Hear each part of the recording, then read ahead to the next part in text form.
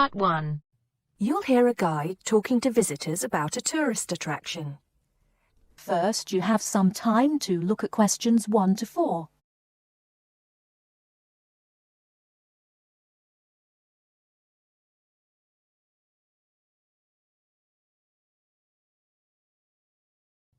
Now listen carefully. Good morning, everybody. Welcome to the Roman baths. My name's Amanda, and I'm your guide for today. Before we begin the tour, I'd like to point out that we have child carriers, free of charge, of course, for those of you with young children, and I can see that there are 1 or 2 of you here this morning. It might make things a bit easier for you than using a pushchair. If you don't want to carry your coats and bags around with you, there is a cloakroom behind reception where they'll be quite safe. Also, should anyone want to use the bathroom, there's one here in the reception hall, opposite the ticket office, and another one by the shop where we end our tour, right by the exit. Having mentioned the shop, I should tell you that it's full of interesting things for you to remember your visit by. Posters, postcards, replicas of the Gorgon's head, the Haruspex stone, and the statues that you'll be seeing on your tour. There are also games, books and videos for children and other souvenirs. Our first stop will be the terrace, where you will get your first view of the baths. Now, the statues that line the terrace here are of Roman emperors, governors of Britain and various military leaders. These aren't from Roman times either. In fact, they were sculpted in 1894, especially for the grand opening of the baths in 1897. But what you can see from here is only a fraction of the whole Roman bath site, which stretches below ground level under the surrounding streets and squares of the town. While we're here on the terrace, getting our first look at the baths, let me fill you in on a bit of the history. This site, with its hot springs, has long been seen as a sacred place, and the first people to build here were the Celts, and the shrine they built was dedicated to the goddess Sulis. Of course, back in those days they had no way of explaining how hot water came to be bubbling out of the ground, so they believed it to be the work of the gods.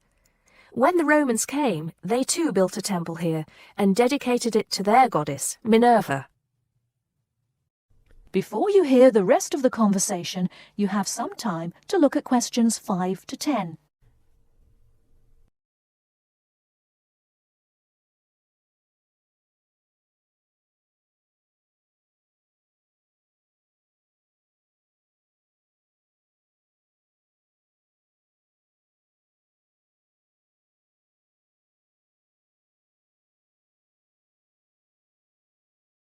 Now listen and answer questions 5 to 10. The bath you can see from here is called the Great Bath. Not very imaginative, I know, but it is the biggest. Impressive, isn't it? At one time it was housed in a huge vaulted hall 40 meters high, which for many people of the period must have been the largest building they'd ever seen in their lives. The bath itself is 1.6 meters deep, ideal for bathing, and has steps leading down to the water on all sides. The niches or alcoves you can see all around the bath would have had benches and possibly small tables for drinks and snacks. Not a bad way to spend your free time, relax, and tell yourself it's all good for your health. Let's move on to our next stop, the Sacred Spring. This is the heart of the site, where the hot water bubbles up from the ground at a temperature of 46 degrees centigrade. The water comes up from a depth of between roughly 2,500 and 4,500 meters, where geothermal energy raises the water temperature to between 64 degrees and 96 degrees. Over 1 million litres of this hot water rise up here every day, and as well as being hot, the water is rich in minerals, and it was thought it would cure various ailments and illnesses. In fact, people came here from all over the Roman Empire to try out its healing powers. Before we take a look at the changing rooms and saunas, which are known as the East Baths, and the plunge pools and heated rooms of the west part of the bathhouse, we'll pass through the site of the temple and the temple courtyard. Here we are. This temple is one of only 2 known classical Roman temples in Britain. The other is the Temple of Claudius at Colchester. This temple is said to date from the late 1st century AD, being built between 60 and 70 AD. But the original temple has been knocked about and added to over the centuries, and what you can see here are just bits of the original temple. Okay, shall we move on? That is the end of part 1. You now have half a minute to check your answers.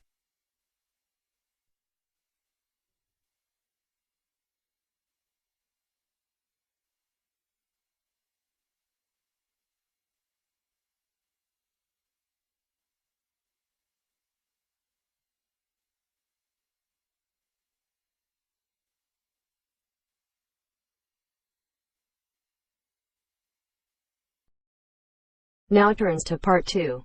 Part 2. You are going to hear a radio interview about giving up smoking. First, look at questions 11 to 13.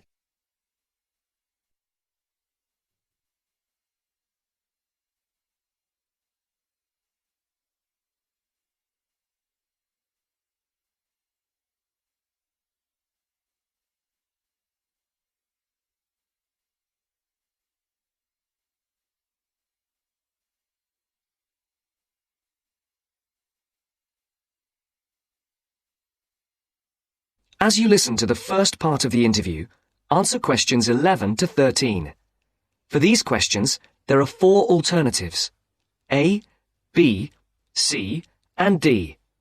Decide which alternative is the most suitable answer and circle the correct letter. And now, let's hear what Mr. Gold has to say about kicking the habit of smoking. It was connected with wanting to change your life and your desire to become an actor. Is that right, Mr. Gold? Yes. So, can you tell our listeners a bit more about how you managed to give up? Well, I enrolled on a variety of evening courses where I found I wasn't able to do the warm-up sessions. Bending down to touch my toes made me breathless. Even though I hated to admit it, the problem wasn't so much my sitting around all the time, but my 15 to 20 a day smoking habit. If I'd been able to limit myself to 3 or 4 cigarettes a day, there'd have been no problem, but I was seriously addicted. And I'm talking about waking up at 3 a.m. dying for a cigarette, or, in the days before 24-hour shopping, driving across London at night to buy a packet of cigarettes when I ran out. But above all, my addiction meant making sure I never ran out, at the expense of everything else, including necessities. So, what did you do? The thought of all my past attempts to give up just wouldn't go away. This was something that had constantly been on my mind, especially first thing in the morning with the chest pains, coughing fits and headaches, not to mention the frequent colds and throat infections. But I couldn't imagine life without smoking. I also enjoyed my life, but the thing I longed for most was to escape the trap of a job I was bored with. I knew what I wanted, and I understood something else too. This time, I was going to keep my little plan a secret. Now look at questions 14 to 20.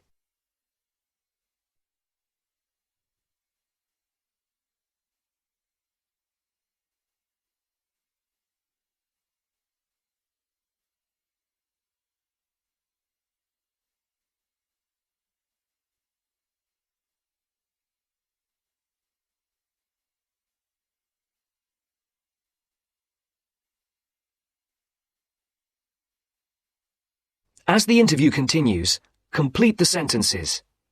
Write no more than 3 words for each answer. On the 1st of July, I managed to get through 24 hours without a single cigarette. The next day, I got to 48 hours. Then I aimed for 100, 500, 1,000. Easy. It was my own little private game, and I was winning it. If anyone mentioned they hadn't seen me smoking, I simply said I was cutting down. I had to be sure of success. Eventually, a month passed, and I felt safe enough to come out. I'd lost count of the number of hours I'd gone without a cigarette.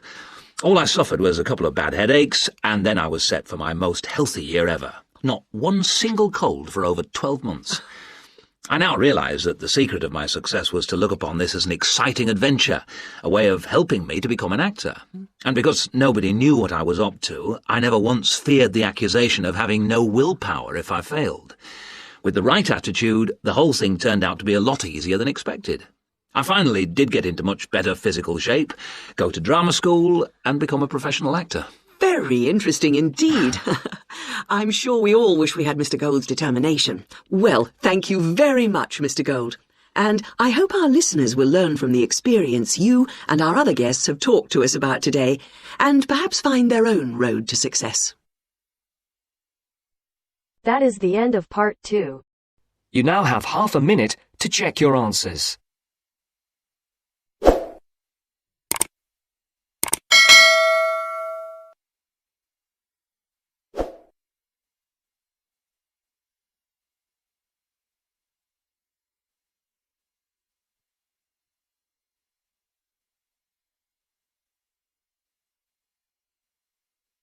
Now turns to part 3.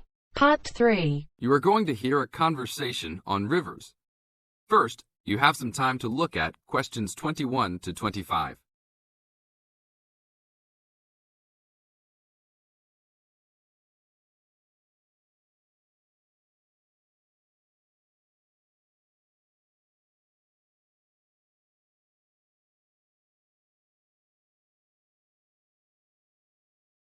Now listen to the tape and answer the questions. Please tell me about the current state of the Amazon. We have increased deforestation, increased human population relating to deforestation, and a role of fire in the Amazon on a scale that's never been seen in history. At the same time, you can see progress in trying to counter that negative trend. How do you see this? We see this in the creation of national parks and indigenous areas, and efforts to fund sustainable development activities for locals. We see both good and the bad, and it's going to be a race to finish. I understand that you started the Minimum Critical Size of Ecosystems project. Could you tell me about it? A number of years ago, it became apparent that those practicing conservationists didn't have the scientific information available to properly design a conservation area. They didn't know how big it had to be, right? People were learning that as forests fragment, the fragments begin to shed species after they become isolated, so they end up becoming poor examples of what they had been. This relates to the size of the fragment. Do people still study this? Yes, there is a rich subfield of conservation biology that looks at the efforts of fragmentation. One of the consequences is a general policy response to set up protected areas that are fairly large, something on the order of 1,000 square kilometres.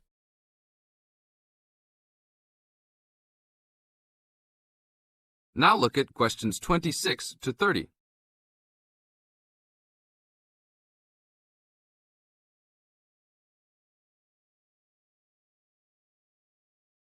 As the talk continues, answer questions 26 to 30. Can you talk a little bit more about the forest fragmentation? As habitats are destroyed, they are accompanied by habitat fragmentation. So when 50% of a forest is lost, the remaining 50% being is not one large block, but smaller pieces, which makes the conservation problem even worse than saying that 50% has been lost. And this affects not just forest, but species diversity, correct? In terms of species loss, we can't give you precise numbers about how many species are lost because of these fragmented landscapes, but we're beginning to get close to where we can make that estimation. And so one of the policy responses to all of this, beyond just trying to create large protected areas, is to try and reconnect the fragments. You've been active in many projects studying the Amazon region over the years. Can you tell us about that process of understanding the Amazon? When people first started looking at conservation priorities, there was not much information about the geography of plant and animal species. One of the first clues was an analysis done in 1969. This looked at bird species and found geographic clusters of species which occurred nowhere else. And those are priority areas for conservation. Was this when people began prioritizing refuges? Yes, it was the first time that someone looked basin-wide at priorities, giving priority to so-called refugean areas. Was this when the new trend to use geographic information systems, or a GIS, started? That was in 1990 after we worked out a whole set of biological and conservational priorities and produced a big map using GIS. What are some of the things that GIS does? Well, there are several advantages of using a geographic information system. First, you can continually update the system so that it's now a constantly changing picture. You can actually watch changes. Then you can include large amounts of data, including information about the vectors of development. Roads, railroads, pipelines, hydroelectric projects, etc. And finally, because it is accessible on the internet, it makes this information available to anyone who's interested. That is the end of part 3. You now have half a minute to check your answers.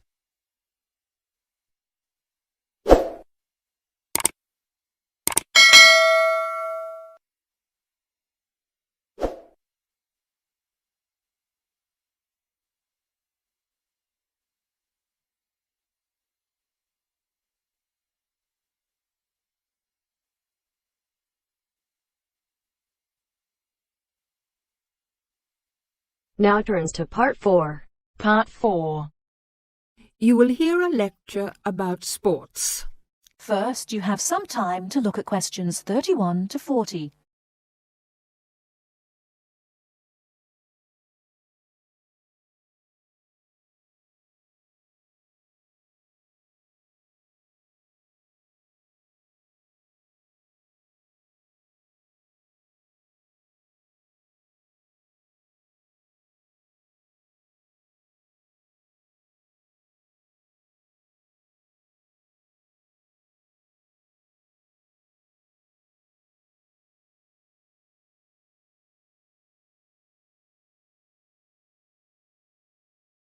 Now, listen carefully and answer questions 31 to 40.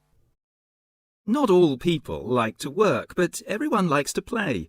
As sports help people live happily, they help to keep people healthy and feeling good.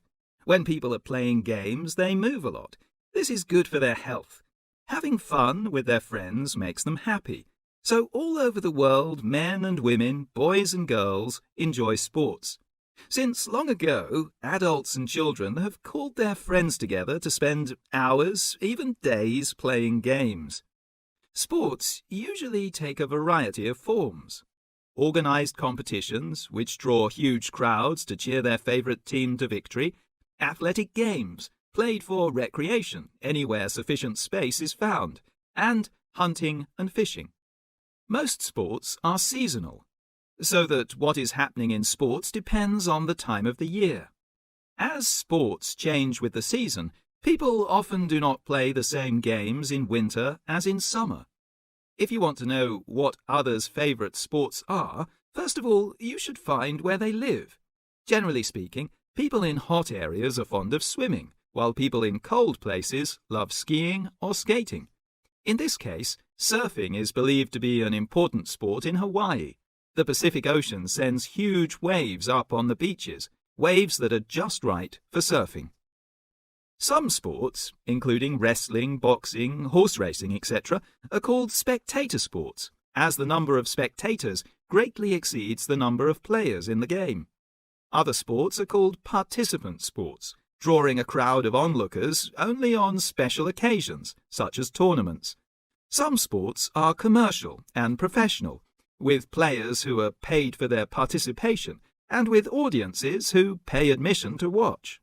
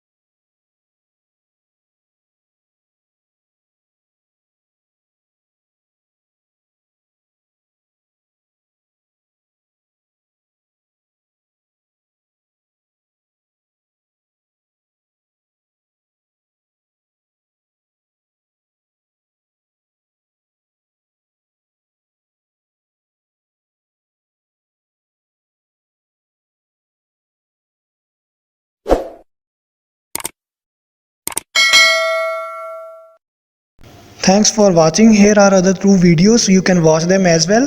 And if you haven't yet subscribed my channel, please subscribe it and hit the bell icon for my upcoming videos, and share these all videos among your friends.